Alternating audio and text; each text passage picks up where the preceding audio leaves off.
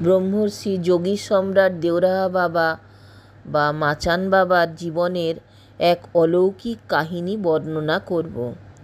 সেবার হরিদ্বারে কুম্ভমেলা, সালটা ছিল 1962।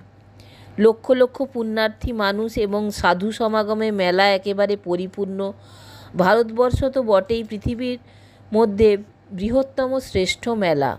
পৃথিবীর বিভিন্ন প্রান্ত থেকে পূর্ণকুম্ভে অংশ নিতে বহু পুণ্যার্থী বিদেশির সমাগমও হয়েছে। পরম পূজ্য দেওরাহা বাবাও এসেছেন।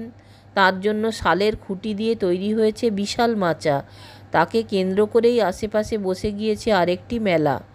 লক্ষ লোকের সমাগম হচ্ছে তার কাছে প্রতিদিন। কুম্ভের অন্যতম প্রধান আকর্ষণ তিনি। মেলাতে বৈষ্ণব খালসা সম্প্রদায়ের প্রধান মহন্তের হাতিটা হঠাৎ ক্ষেপে গেল। উক্ত হাতিতে চড়ে 2-4 দিন পূর্বে বিশাল শোভাযাত্রা সহ পূর্ণকুম্ভে অবগাহন করতে এসেছিলেন মহন্তজি, নিশ্চিন্ত মনে ভগবত চিন্তায় বিভোর হয়ে। কিন্তু আজ এ কী হয়ে গেল? দোকানপাট ভেঙে চুরে তছনছ করে দিচ্ছে। মানুষ পুণ্যের আশা ছেড়ে মৃত্যু ভয়ে যে যেদিকে পারছে পালাচ্ছে। ছড়িয়ে গিয়েছে এই পাগলা হাতির অত্যাচারের কথা। মেলার শান্তি শৃঙ্খলা রক্ষার দায়িত্ব সরকারি তরফ থেকে দেওয়া হয়েছিল পুলিশ অফিসার রামদুলারে পাণ্ডের ওপর। পাগলা হাতির কার্যকলাপ দেখে মিরাট ব্যাটালিয়নের সুবেদার ভঁওয়ারলাল সিংহকে আদেশ দিলেন কাল সকাল 8টার মধ্যে পাগলা হাতিকে গুলি করে মেরে ফেলতে। সারা রাত ঘুম হলো না ভঁওয়ারলালের। বিছানায় শুয়ে ছটফট করছেন আর ভাবছেন পুণ্যক্ষেত্রে তাকে হত্যাকারী কেন হতে হচ্ছে। হঠাৎ তার অলৌকিক শক্তির অধিকারী শ্রী শ্রী দেওরাহা বাবার কথা মনে পড়ে গেল।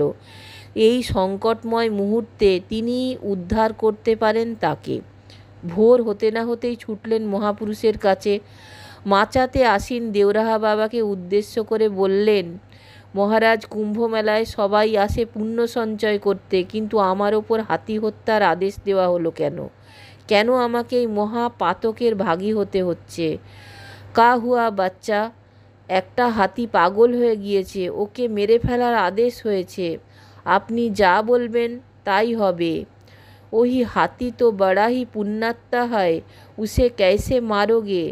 আমি না মারলে পুলিশ অফিসারের আদেশে অন্য লোক গুলি করে মেরে ফেলবে।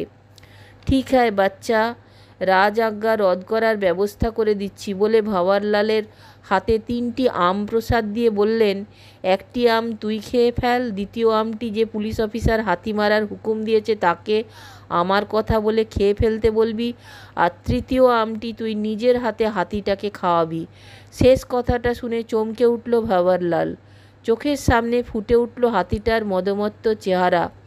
মেলার বিশাল এলাকা জুড়ে দাপিয়ে বেড়াচ্ছে, লোক দেখলেই সুর তুলে ধেয়ে আসছে।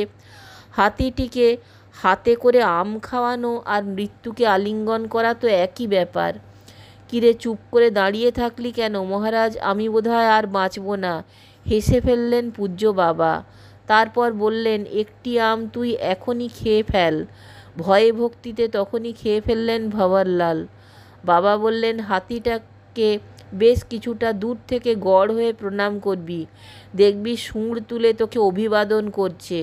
এইবার তুই নির্ভয়ে এগিয়ে কাছে গিয়ে বলবি গুরুদেব প্রসাদ পাঠিয়েছেন। গুরু প্রদত্ত প্রথম আমটি খেয়ে ভঁওয়ারলালের ভয় মন থেকে মুহূর্তে অন্তর্নিহিত হয়ে গেল। ছুটলেন সেই পুলিশ অফিসার রামদুলারে পাণ্ডের কাছে। সব ঘটনা শুনে এবং প্রসাদস্বরূপ আমটি খেয়ে কিছুক্ষণের মধ্যে জিপে করে পৌঁছে গেলেন রামদুলারে পাণ্ডে বাবার কাছে। হাতি এখনই শান্ত হয়ে যাবে বাচ্চা, তুমিও পাপ কাজ থেকে বেঁচে যাবে। পুলিশ অফিসার মিস্টার পাণ্ডে কৃতজ্ঞ চিত্তে বললেন, মহারাজ, আপনার কৃপায় হাতি শান্ত হয়ে গেলে গুলি করে মারার প্রয়োজন নেই। শান্তি শৃঙ্খলা রক্ষায় বোধহয় গুলি করে মারার আদেশ দিতে হয়েছিল। আপনার কৃপায় আমিও হিংসার হাত থেকে বেঁচে গেলাম। বাবার কাছে আশীর্বাদ প্রাপ্ত হয়ে ভঁওয়ারলালকে নিয়ে পৌঁছিয়ে গেলেন তারা পাগলা হাতিটার থেকে 100 গজ দূরে। ভঁওয়ারলাল গুরুপ্রদত্ত আমটি হাতে নিয়ে বাবার স্বরূপ চিন্তা করতে করতে নির্ভয়ে এগিয়ে আসতে লাগলেন হাতিটির দিকে। মানুষটিকে এগিয়ে আসতে দেখে হাতিটি গগনভেদী চিৎকার করে পাহাড় সদৃশ্য শরীর নিয়ে ধেয়ে আসতে লাগলো। রামদুলারে পাণ্ডে, খালসা সম্প্রদায়ের মহন্তজি এবং তার শিষ্যসহ উপস্থিত বহু মানুষ প্রকম্পিত বক্ষে এই দৃশ্য অবলোকন করছিলেন। সেদিন 25 হাত দূরে যখন হাতিটি এসে গিয়েছে, ভঁওয়ারলাল বাবার কথা মতো সাষ্টাঙ্গে দণ্ডবৎ করলেন। হাতিটি তখন 10 হাতের মধ্যে।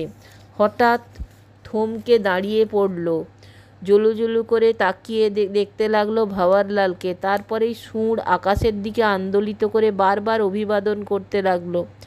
রুদ্ধ নিঃশ্বাসে অভূতপূর্ব দৃশ্য দেখছেন জনতা। ভঁওয়ারলাল বাবার দেওয়া প্রসাদী আমটি হাতে নিয়ে এগিয়ে এসে হাতিটিকে উদ্দেশ্য করে প্রেমপূর্বক কণ্ঠে বললেন, ভগবান দেওরাহা বাবা আপনার জন্যই প্রসাদী আমটি পাঠিয়ে দিয়েছেন, অনুগ্রহপূর্বক ভক্ষণ করুন বলে হাতটি বাড়িয়ে দিলেন। হাতিটি ধীর পদক্ষেপে এগিয়ে এসে সুর বাড়িয়ে হাত থেকে আমটি নিয়ে মুখের মধ্যে ঢুকিয়ে নিল। তারপর মুহূর্তের মধ্যে শান্ত ভাব ফিরে এলো। ভঁওয়ারলাল সুরে হাত বুলিয়ে দিতে লাগলেন। উপস্থিত জনতাও ধীরে ধীরে হাতিটির কাছে এগিয়ে এসে পায়ে সুরে হাত দিতে লাগলো। তারপর আকাশ বাতাস প্রকম্পিত করে জয়ধ্বনি দিতে লাগলো ব্রহ্মর্ষি যোগী সম্রাট দেওরাহা বাবার। কিছুক্ষণ পরে বৈষ্ণব খালসা সম্প্রদায়ের মহন্তজি বিভিন্ন বাদ্যযন্ত্র এবং শিষ্য ভক্তসহ এই হাতিটির পিঠে চড়ে বিশাল শোভাযাত্রা বার করেছিলেন। দেওরাহা বাবার জয়ধ্বনি দিয়ে সমগ্র মেলাটি পরিক্রমা করেছিলেন সেদিন। দর্শক বন্ধুগণ, যদি আপনাদের আমার এই চ্যানেল এবং ধর্মীয় যে প্রসঙ্গ আলোচনা হচ্ছে যদি ভালো লাগে, তাহলে অবশ্যই একটা লাইক, শেয়ার ও সাবস্ক্রাইব করবেন। সকলকেই নমস্কার জানিয়ে আজকে এই পাঠ শেষ করলাম।